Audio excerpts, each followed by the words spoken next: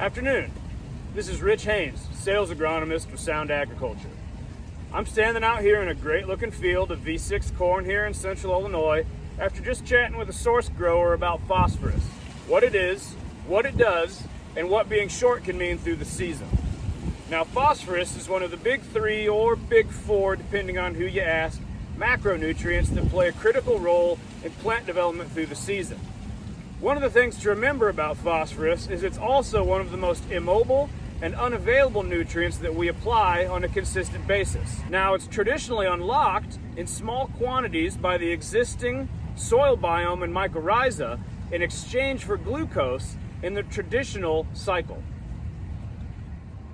In the early stages, phosphorus is critical for the conversion of energies to help synthesize starches, sugars, and protein, as well being one of the driving factors behind the transference of energy created during photosynthesis.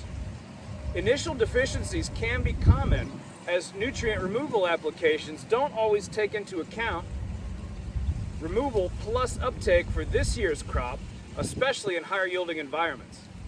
Initial deficiencies can lead to an initial limit to maximum yield that can't typically be recovered from through the rest of the season. Now, when looking for signs of earlier season stress, look for a purpling of the bottom early leaf as well as a purpling of that lower stem. Deficiencies at this time can lead to diminished root growth as well as overall general stunted plant development due to limited nutrient availability. Later on in the season, post-flowering, over 50% of total P will still be needed, and insufficiencies at this time can lead to yield loss during grain fill. Now, traditional farming practices have had an impact on that natural cycle and the amount of P that's made available to the plant due to that biome being consistently disturbed and somewhat neglected.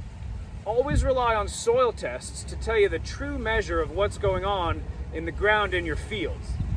Now, anything that you can look to that will help you unlock some of that soil-bound P and make it more available to your crop, as well as improving your overall soil health, is something that you should strongly consider adding to your management practice this season, as well as moving forward.